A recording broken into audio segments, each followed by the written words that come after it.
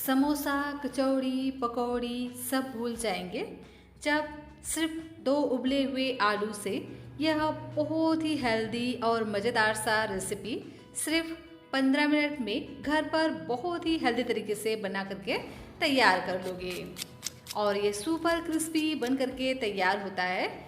सुन सकते हैं इसकी आवाज़ कि ये कितना क्रिस्पी बना हुआ है।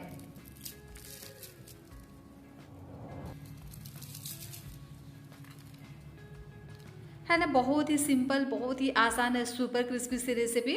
देखने से आपको लग रहा होगा कि ये बहुत ही ज़्यादा मेहनत वाली रेसिपी है, लेकिन बिल्कुल भी नहीं। बहुत ही आसान तरीके से यह रेसिपी बन करके तैयार हो जाता है। मार्केट का समोसा, कचौड़ी, पकौड़ी आप भूल जाएंगे जब इस आसान तरीके से बहुत ही हेल्दी सी रेसिपी को घर में बना करके सिर्फ 10 मिनट में तैयार कर लोगे। एक बार अगर आपने इस रेसिपी को ट्राई किया ना, तो डेफिनेटली इस रेसिपी को आप बार बार ही बनाना चाहेंगे। अगर घर में अचानक मेहमान आ जाते हैं तो भी आप उन्हें इस रेसिपी को सर्व कर सकते हैं। बहुत ही मज़े का यह रेसिपी है। मेहमान भी आपसे पूछेंगे कि ये आपने कैसे बनाया। Hello everyone, Ritu serial recipes में आपका स्वागत है। फ्रेंड्स, आज मैं आपके साथ शेयर कर रही हूँ सिर्फ 2 उबले हुए आलू से बनने वाली बहुत ही सिंपल, बहुत ही आसान और एकदम ही क्रिस्पी सी रेसिपी, जिसे अगर घर में अचानक मेहमान आ जाए ना तो भी आप इसे बना करके तैयार कर सकते हो, वो भी 15 मिनट में। तो चलिए फ्रेंड्स, इसे बनाना स्टार्ट करते हैं।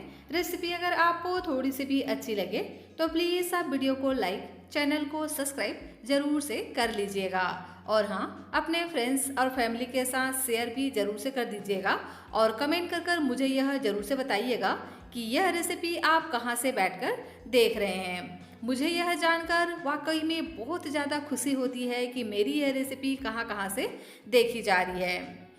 तो यहाँ मैंने ले लिए हैं 2 मीडियम साइज़ के उबले हुए आलू।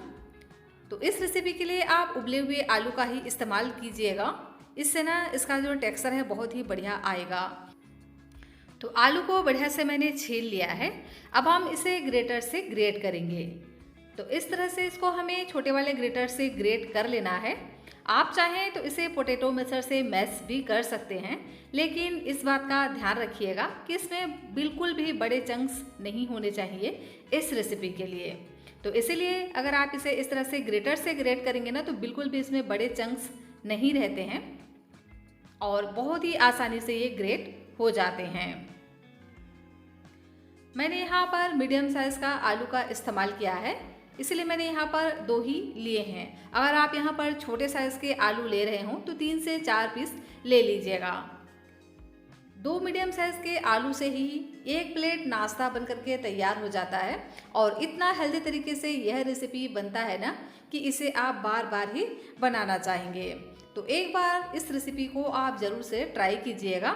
यह रेसिपी आपके और आपके पूरे परिवार को बहुत ही ज़्यादा पसंद आएगा और इस रेसिपी की ख़ास बात यह है कि इसे आप 8 से 10 दिन तक स्टोर भी कर पाएंगे। उतना ज़्यादा ये क्रिस्पी, खस्ता और मज़े का बन करके तैयार होता है। तो लीजिए, आलू को मैंने बढ़िया से ग्रेट कर लिया है। देख सकते हैं दोनों ही आलू हमारा ग्रेट हो गया है। तो अभी चलते हैं गैस के पास। यहाँ मैंने लिया है एक पैन पे डालेंगे 1 छोटे चम्मच ऑयल। ऑयल को थोड़ा सा गर्म होने देना है। उसके बाद यहाँ पर हम डाल देंगे आधा छोटा चम्मच जीरा को हल्का सा क्रैकल होने देंगे। उसके बाद यहाँ पर हम डाल देंगे बेसन। तो 1 चम्मच ही यहाँ पर हमें बेसन का इस्तेमाल करना है। बेसन से बहुत ही बढ़िया सा इसमें टेस्ट आएगा, लेकिन बेसन को हमें बढ़िया से भून लेना है जिससे बिल्कुल भी इसमें कच्चा टेस्ट ना रहे। तो गैस की फ्लेम को एकदम से लो कर देना है और लो फ्लेम पे ही हमें बेसन को भूनना है, नहीं तो बेसन है ना तुरंत ही जल जाएगा। तो इसीलिए लो फ्लेम पे 1 मिनट के लिए हमें इसको भून लेना है। और जब बेसन बढ़िया से भून जाए तो उसके बाद यहाँ पर हम डाल देंगे आलू जिसे हमने ग्रेट करके रखा था और आलू को इस तरह से स्पैचुला से दबा दबा कर हमें मिक्स करते जाना है बेसन के साथ में, ताकि बिल्कुल भी इसमें लम्स ना रहे और आलू हमारा एकदम ही चिकना सा बन करके तैयार हो जाए। 1 मिनट के लिए इस तरह से भून लेंगे। उसके बाद यहाँ पर हम डाल देते हैं कुछ मसाले। तो डालेंगे आधा छोटा चम्मच हल्दी का पाउडर, आधा छोटा चम्मच काश्मीरी लाल मिर्च का पाउडर, और इसी के साथ ही में ऐड करेंगे आधा छोटा चम्मच धनिया पाउडर, आधा छोटा चम्मच भुने हुए जीरे का पाउडर। इससे ना टेस्ट बहुत ही बढ़िया आएगा। और इस नाश्ते को और भी चटपटा बनाने के लिए यहाँ पर ऐड कर देते हैं चाट मसाला। तो आधा छोटा चम्मच यहाँ पर हम चाट मसाला ऐड करेंगे। इसकी जगह पे आप चाहें तो नींबू के जूस का भी इस्तेमाल कर सकते हैं। और स्वाद के अनुसार नमक ऐड करेंगे और इन मसालों को 1 मिनट के लिए भून लेंगे ताकि मसालों का जो कच्चा टेस्ट है वो निकल जाए। और आलू को इस तरह से भूनते हुए मिक्स करना है। और देख सकते हैं आलू हमारा एकदम से चिकना हो गया है और मसाले भी बहुत ही बढ़िया से भून चुके हैं। तो इसमें हम एक और सीक्रेट इंग्रेडिएंट्स इस्तेमाल करने वाले हैं, जिससे जो आपका नाश्ता है ना बिल्कुल भी ना तो फटेगा ना ही टूटेगा और एकदम ही क्रिस्पी करारा खस्ता बन करके तैयार होगा। और इससे बहुत ही बढ़िया से इसमें बाइंडिंग भी आ जाएगी। तो ये हम डाल रहे हैं अरारोट। 1 चम्मच यहाँ पर अरारोट जरूर से ऐड कीजिएगा। इससे जो नाश्ता है ना एकदम परफेक्ट तरीके से खस्ता करारा बन करके तैयार होगा।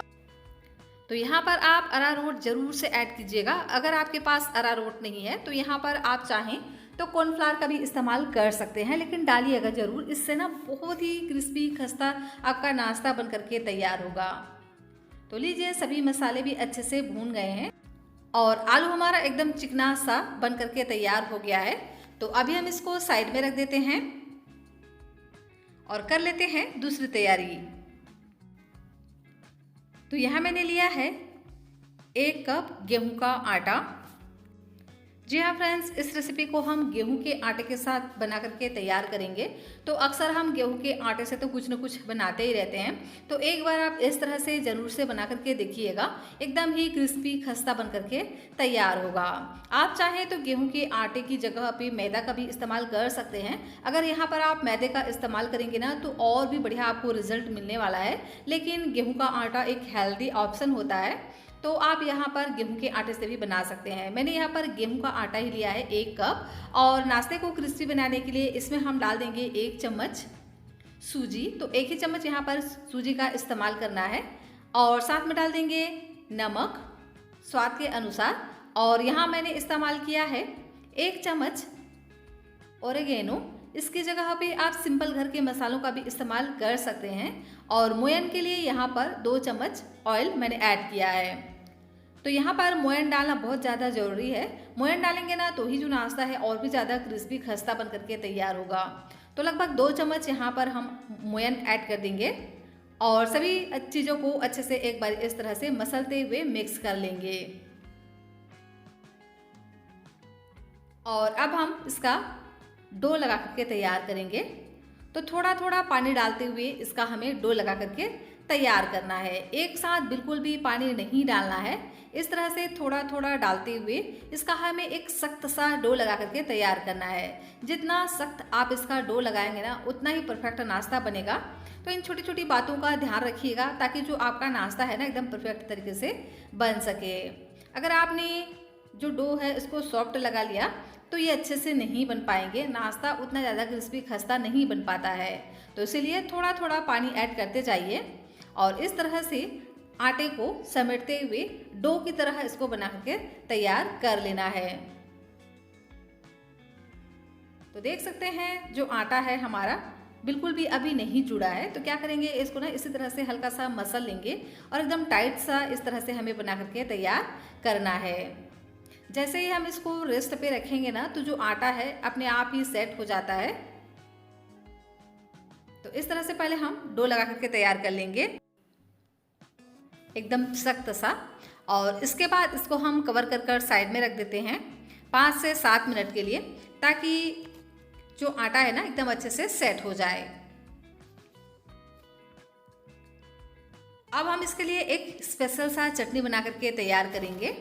तो यहाँ मैंने एक पैन लिया है, पैन में डालेंगे 1 चम्मच ऑयल और ऑयल को थोड़ा गर्म होने देना है। उसके बाद यहाँ पर हम डाल देते हैं 4 से 5 लहसुन की कलियाँ। इससे ना फ्लेवर बहुत ही बढ़िया आता है। इसी के साथ ही में 1 इंच जितना हम यहाँ पर अदरक भी ऐड करेंगे और इन दोनों को पहले हल्का सा भून लेंगे ताकि इनका जो कच्चा टेस्ट है वो निकल जाए, हल्का सा इसमें गोल्डन कलर आ जाए। फ्रेंड्स, रेसिपी आपको थोड़ी सी भी अच्छी लगे तो प्लीज़ आप वीडियो को लाइक, चैनल को सब्सक्राइब ज़रूर से कर लीजिएगा और कमेंट कर मुझे ज़रूर से बताइएगा कि यह रेसिपी आप कहाँ से बैठकर देख रहे हैं और अपने फ्रेंड्स और फैमिली के साथ शेयर भी ज़रूर से कीजिएगा। तो लीजिए, मैंने इसको बढ़िया से भून लिया है और इसमें हल्का सा गोल्डन कलर आ गया है। तो अब हम इसी के साथ ही में ऐड कर देते हैं मूंगफली। तो लगभग यहाँ पर मैंने 20 से 25 मूंगफली ऐड किए हैं। इसको भी हमें इसी तरह से मीडियम आंच पर भून लेना है जब तक कि इसमें हल्का सा क्रैक्स ना आ जाएं।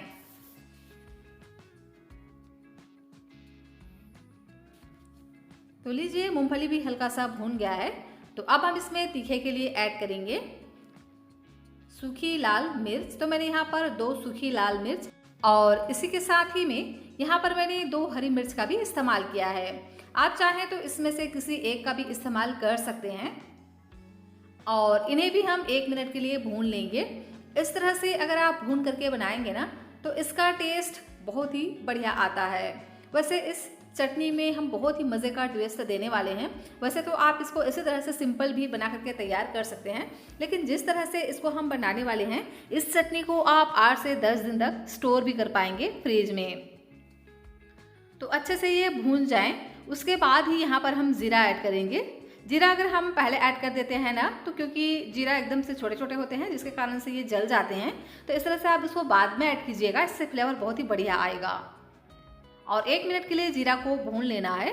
उसके बाद यहाँ पर हम डाल देंगे चटपटा टेस्ट के लिए टमाटर। आप यहाँ पर चटपटा टेस्ट के लिए इमली का पल्प भी ऐड कर सकते हैं, लेकिन मैंने यहाँ पर टमाटर की क्वांटिटी को थोड़ा ज़्यादा ही रखा है जिससे इसमें एकदम से चटपटा टेस्ट आएगा। तो 3 टमाटर को मैंने इस तरह से मोटा मोटा कट कर लिया है और इसमें हम नमक डाल करके इसको इसी तरह से चला लेंगे ताकि जो टमाटर है ना बढ़िया से सॉफ्ट हो जाए। अब हम इसको कवर कर पकने देंगे 2 से 3 मिनट के लिए और देख सकते हैं 2 से 3 मिनट में ही ये बढ़िया से पक चुके हैं, टमाटर बढ़िया से गल गया है। तो इस तरह से सॉफ्ट होने तक हमें इसको पका लेना है। तो टमाटर बढ़िया से गल गया है और एकदम से ये सॉफ्ट हो गया है। तो अभी हम क्या करेंगे, गैस की फ्लेम को बंद कर देंगे और इसे हम ठंडा होने देंगे। जब ये पूरी तरीके से ठंडा हो जाए तो उसके बाद ही इसे हमें डालना है एक ग्राइंडर में। तो लीजिए, ये ठंडा हो गया है, मैंने इसे डाल दिया है ग्राइंडर में। अब हम इसमें डाल देते हैं थोड़ा सा पानी और इसी के साथ ही में ऐड करेंगे ताज़ा फ्रेश हरा धनिया और इसको हम इस तरह से चिकना सा ग्राइंड कर लेंगे। तो वैसे तो आप इस चटनी को ऐसे भी खा सकते हैं, लेकिन अगर आपको इसको 8 से 10 दिन तक रखना हो तो आप क्या करिए, लीजिए एक पैन, इसमें डाल देना है लगभग 1 बड़े चम्मच ऑयल। ऑयल को थोड़ा सा हम गर्म होने देंगे। उसके बाद यहाँ पर ऐड करेंगे राई। तो आधा छोटा चम्मच इसमें हम राई ऐड कर देंगे और क्योंकि ये राई चटक कर बाहर आता है तो इसको हम कवर कर इस तरह से चटकने देंगे। उसके बाद इसमें हम डाल देंगे काश्मीरी लाल मिर्च का पाउडर आधा छोटा चम्मच, इससे कलर बहुत ही बढ़िया आएगा। और इसके बाद इसमें हम ऐड कर देते हैं मूंगफली का पेस्ट जो हमने अभी बना करके रखा था और इन सभी चीज़ों को इसी तरह से मिक्स करते हुए हल्का सा हमें और इसको पकाना है ताकि जो ऑयल है वो रिलीज़ होने लगे और ये अच्छे से गाढ़ा बन करके तैयार हो। तो कलर के लिए इसमें हम थोड़ा सा हल्दी का पाउडर ऐड कर देते हैं। आप चाहें तो डालें, नहीं तो इसे आप स्किप भी कर सकते हैं।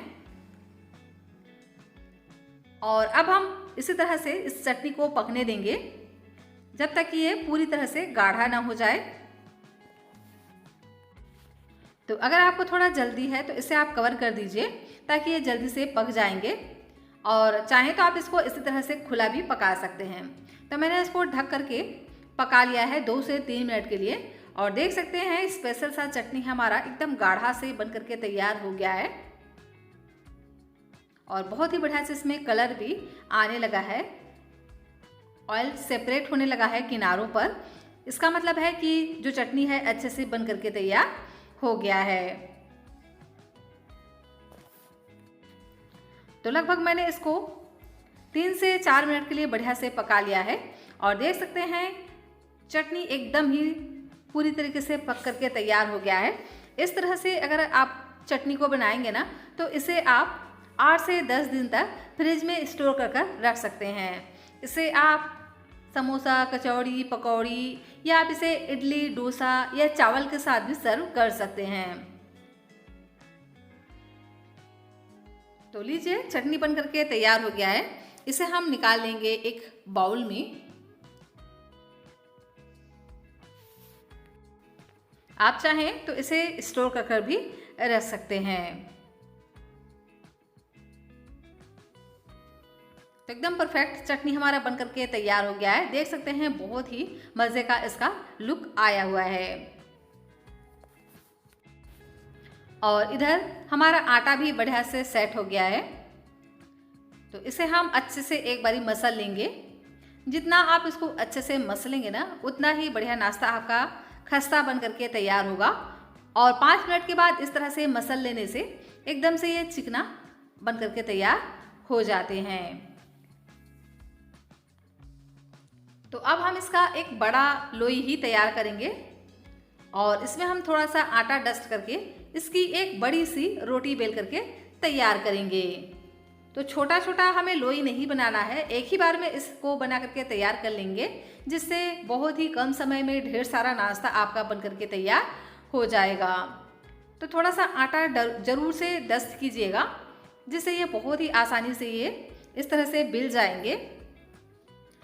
और इस तरह से अगर आप इसका जो डो लगाएंगे ना उसको हार्ड लगाएंगे ना तो बिल्कुल भी ये तले पर चिपकते नहीं हैं और बहुत ही आसानी से इस तरह से बड़ी सी रोटी तैयार हो जाती है। अगर आपने जो डो है उसको सॉफ्ट लगा लिया ना तो ये तले पर चिपकेंगे और इतना पतला से अच्छे से ये नहीं बिल पाते हैं। तो मैंने इसको इस तरह से एकदम पतला सा तैयार कर लिया है। जिस तरह से हम रोटी बनाते हैं ना उससे थोड़ा सा हमें इसको और पतला रखना है। और अब हम इसमें डाल देंगे आलू का मसाला। तो सभी मसालों को ही हमें डाल देना है, बिल्कुल भी इसको बचाना नहीं है, क्योंकि डो हमने एक ही तैयार किया है। तो सभी आलू को हम इसमें ऐड कर देंगे और इसको हम स्पैचुला से इस तरह से फैला लेंगे। तो आप चाहे तो इसको चाकू वगैरह से भी फैला सकते हैं, लेकिन इस तरह की स्पैचुला से बहुत ही आसानी से ये फैल जाते हैं। तो बिल्कुल पतला सा लेयर हमें इसको इस तरह से इसमें लगाना है और इक्वली पूरे में अच्छे से फैलाना है, कहीं पे मोटा कहीं पे पतला बिल्कुल भी नहीं करना है। और अब हम इसको फोल्ड करेंगे। तो इसको फोल्ड किस तरह से करना है, तो नीचे से इस तरह से ऊपर की ओर हम पहले रोल करेंगे और इसी तरह से ऊपर से भी हमें रोल कर लेना है। तो ऊपर और नीचे दोनों ही साइड से हमें आधे आधे इसको इस तरह से रोल करना है, जिस तरह से मैं वीडियो में दिखा रही हूँ। और अब हम क्या करेंगे, दोनों को ही इस तरह से इक्वली कर लेना है। उसके बाद इसको हम कट करेंगे। तो बहुत ही सावधानी से इसको कट कीजिएगा, जिससे इसका जो शेप है ना बिल्कुल भी ना बिगड़े। और अब हम इसको इस तरह से आधे आधे इंचेस में कट कर लेंगे।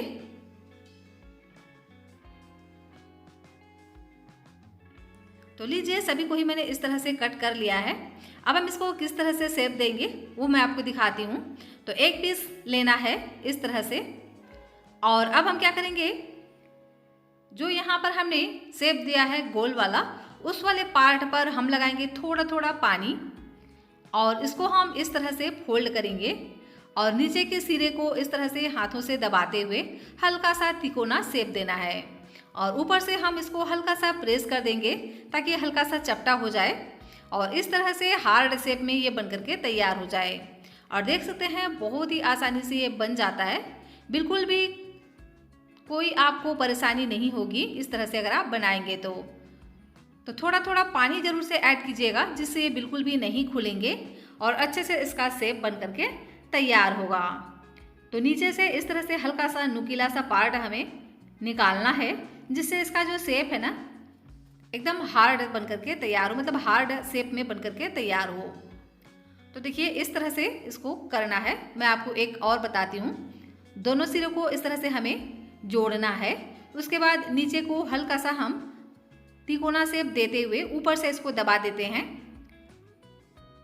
और हल्का सा इसको पतला कर लेना है और इस तरह से हार्ड शेप में इसको बना करके तैयार कर लेना है। तो बहुत ही सिंपल, बहुत ही आसान है ये रेसिपी, बिल्कुल भी आपको कोई परेशानी नहीं होगी।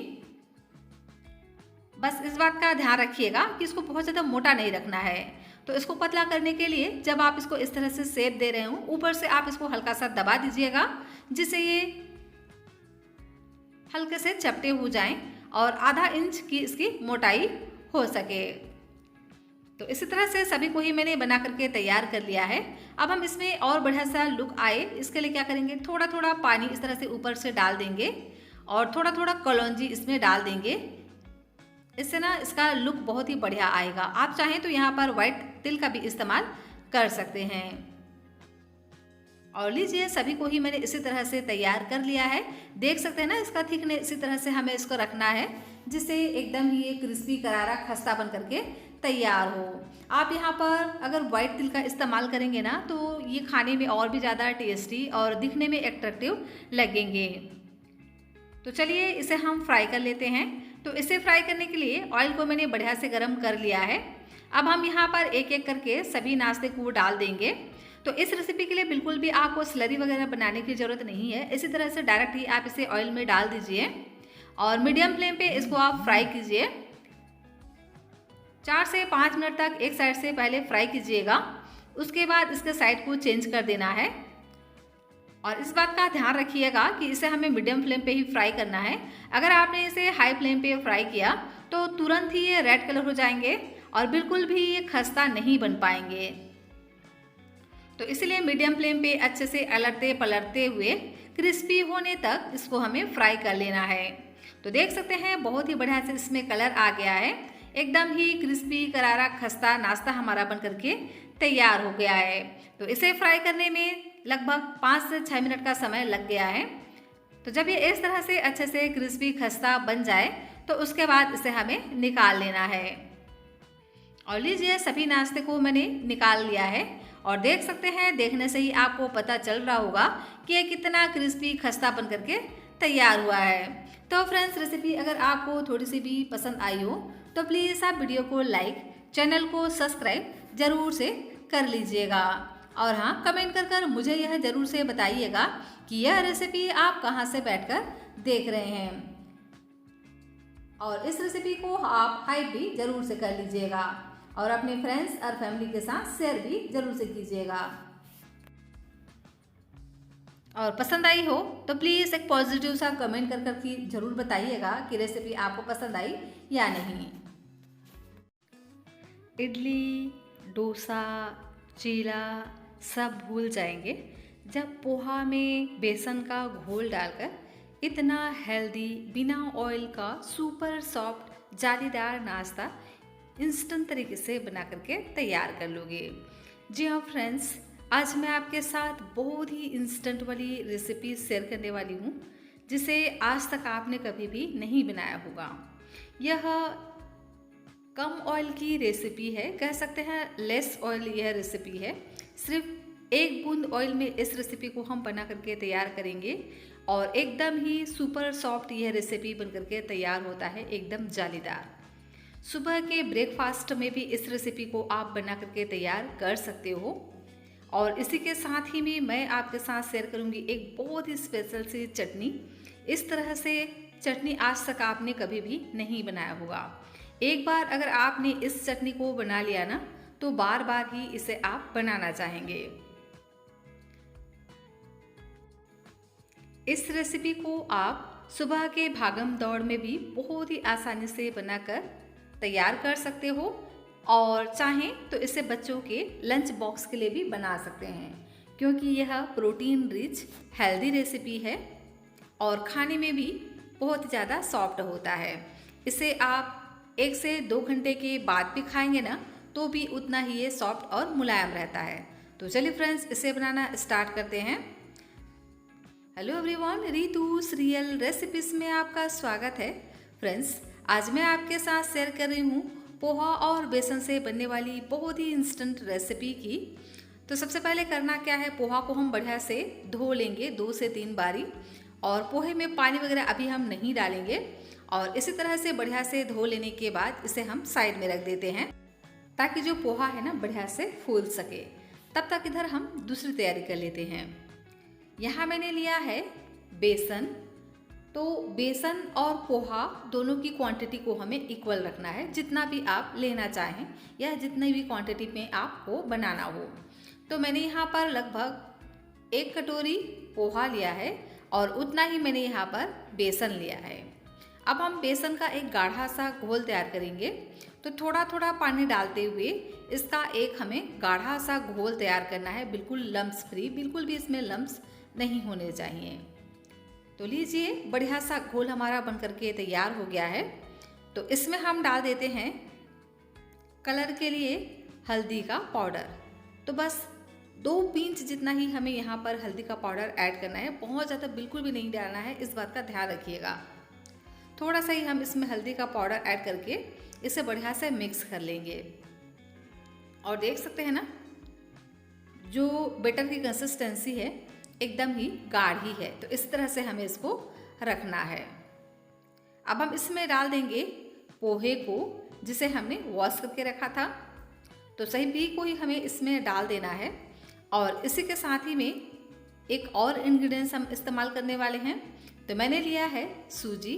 जितना हमने पोहा लिया है उतना ही हम यहाँ पर सूजी लेंगे, और उतना ही हम अब इसमें पानी ऐड करेंगे। और अब हम इन सभी चीज़ों को बढ़िया से मिक्स कर लेंगे। तो परफेक्ट मेजरमेंट के साथ अगर आप इस रेसिपी को बनाएंगे ना, तो आपकी जो रेसिपी है एकदम सुपर सॉफ्ट, फूला फूला, जालीदार बन करके तैयार होगा।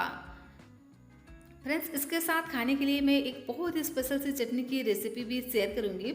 इस तरह से अगर आप चटनी बनाएंगे ना, तो सभी आपसे पूछेंगे, घर वाले आपकी तारीफ करेंगे कि यह आपने कैसे बनाया।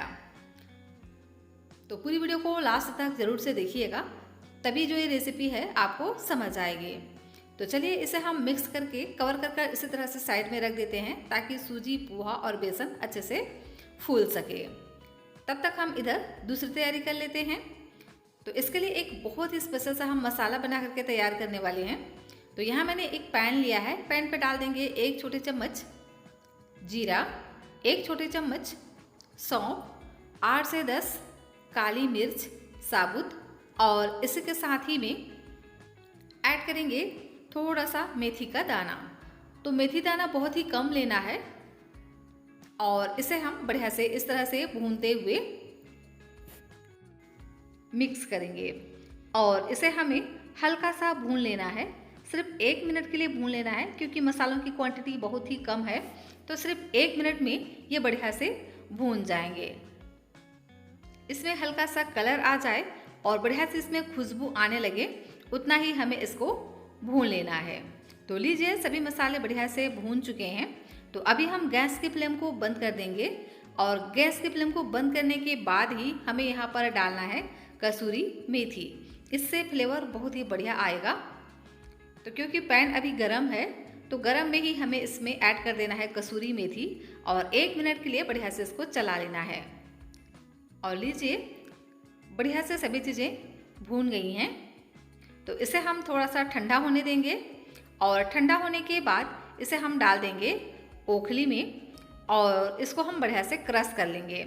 तो इस तरह से ओखली में ही डाल करके इसको आप क्रश कीजिएगा, इससे बहुत ही बढ़िया से ये क्रश हो जाते हैं। अगर आप इसे मिक्सर में डाल करके करेंगे ना, तो एकदम ये फाइन सा पाउडर बन जाएगा।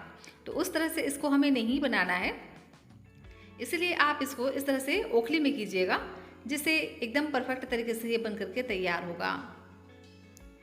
तो देख सकते हैं, इस तरह से मैंने इसको दरदरा सा बना करके तैयार कर लिया है। इससे बहुत ही बढ़िया इसका टेस्ट आने वाला है। तो मैंने इसको निकाल लिया है एक बाउल में, और अभी हम इसको साइड में रख देते हैं। और अब चलते हैं दूसरी तैयारी कर लेते हैं। तो यहाँ मैंने लिया है 1 मीडियम साइज़ के आलू, और ये कच्चे आलू हैं।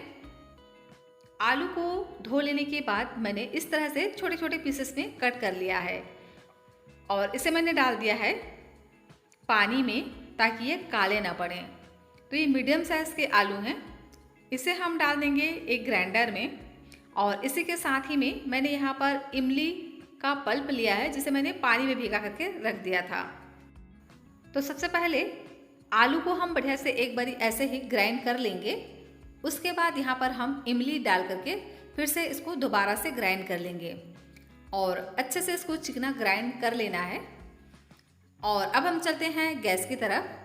तो गैस पर मैंने रखा है एक पैन, इसमें हम 1 चम्मच डालेंगे ऑयल और ऑयल को हल्का सा बस गर्म होने देना है। उसके बाद यहाँ पर हम डाल देंगे आधा कटोरी पानी। पानी हम जब ऑयल हल्का गर्म हो तभी डालेंगे, नहीं तो इसमें छींटा आने लगेंगे। और पानी में ही हम डाल देंगे कलर के लिए थोड़ा सा हल्दी का पाउडर और इसी के साथ ही में डाल देते हैं काश्मीरी लाल मिर्च का पाउडर। और जो हमने आलू का पेस्ट तैयार किया था ना, उसे हम इसमें ऐड कर देंगे और इसे हम कंटिन्यू 1 मिनट के लिए चलाते रहेंगे। और देख सकते हैं देखते ही देखते जो आलू है ना गाढ़ा होने लगता है। हम बना रहे हैं आलू की खट्टी मीठी चटपटी सी चटनी। इस तरह से आज तक आपने आलू की चटनी नहीं बनाई होगी, एकदम ही स्पेशल ये चटनी बन करके तैयार होता है फ्रेंड्स।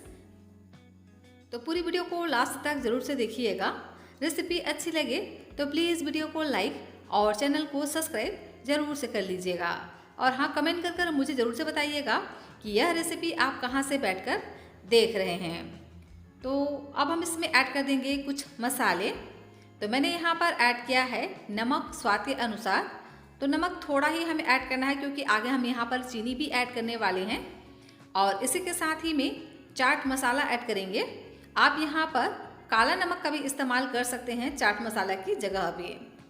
और अभी हम इसको अच्छे से पकने देंगे। जब इस तरह से गाढ़ा हो जाए, इसमें बबल्स आने लगे, तो उसके बाद यहाँ पर हम ऐड करेंगे चीनी। तो मैंने यहाँ पर आधा कटोरी चीनी इस्तेमाल किया है। और देख सकते हैं चीनी डालते ही इसका जो कलर है ना एकदम से चेंज हो जाता है और एकदम से ट्रांसपेरेंट ये दिखने लगते हैं। जब ये इस तरह से हो जाएं, उतना हमें इसको अच्छे से पका लेना है। तो फ्रेंड्स, मैंने यहाँ पर टोटल 1 कप पानी का इस्तेमाल किया है। बीच में मैंने यहाँ पर थोड़ा सा पानी और ऐड किया था क्योंकि आलू पकते पकते तुरंत ही गाढ़ा होने लगा था। तो यहाँ मैंने आधा कटोरी और पानी ऐड कर अच्छे से इसको पका लिया है। अच्छे से इसको पकाना है ताकि ये एकदम गाढ़े से हो जाएं। और जब ये अच्छे से पक जाते हैं तो उसके बाद आप इसे 1 से 2 हफ्ते के लिए स्टोर कर भी रख सकते हैं। तो लगभग मैंने यहाँ पर 1 कटोरी पानी डाल करके इसको बढ़िया से इस तरह से कुक कर लिया है। और देख सकते हैं एकदम अच्छे से ये पक चुके हैं और एकदम से ये गाढ़ा हो गया है। और इसकी पहचान यही है कि ये ट्रांसपेरेंट दिखने लगते हैं जब ये पक जाते हैं। तो उसके बाद इसमें हम डाल देते हैं भुने हुए मसाले जिसे हमने क्रश करके रखा था।